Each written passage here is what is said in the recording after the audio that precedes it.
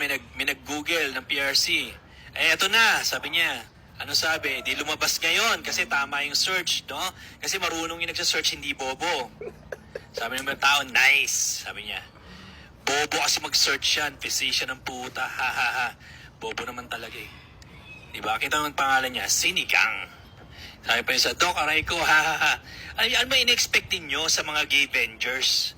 Diba? Sinasabi nga, nanalo daw sila, pipapasalamatan pa ng community na yung si Gabe Sinigang Pineda. Nanalo daw sila. Sabi ng mga tao, kailan sila nanalo? Saan sila nanalo? Wow. Lalo nga lang pinabobo yung community, lalo pinakita sa mga tao na bobo sila. Sabi yun, paano sila nanalo? And anyway, yan yung proof, gano'n sila kabobo, no?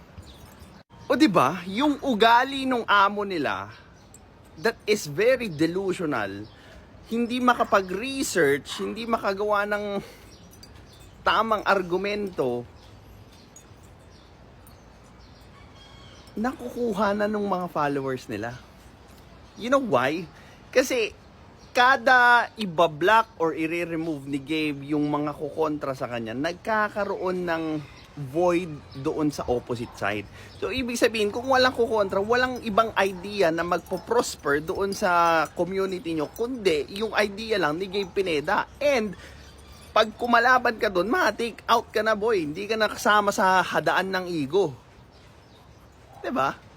A lot of the reasons why those people remain in his bubble is because of sunk cost fallacy. Andito na eh. Andito na ako eh. Well, all in ko na lang kahit alam kong mali na. Diba? That's one of the reasons why hindi sila umaalis. And second, feeling nila walang ibang tatanggap sa kanila after nilang makarealize na, hey, mali pala ako. Pag tinama ko ba yung sarili ko, may tatanggap pa sa akin? Of course.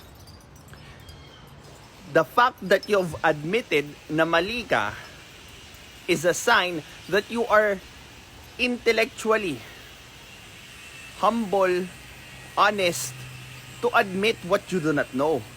And for me, that's already one of the proof that you can change for the better. And if you can change for the better, then hindi ko nakikita bakit hihindian ka ng ibang community. Lalo na if yung community na gusto mong puntahan is also intellectually or promoting intellectual honesty and proper arguments. There is life after mistakes, guys. There's life after mistakes. If ever you find yourself alone in the journey to seek for truth, that's fine. Along the way, you will meet the same persons who has the same goal as you, and you could bring them to the greatest adventure called life. Well, this is Pinoy Extreme. Have a good day. This is Pinoy Extreme.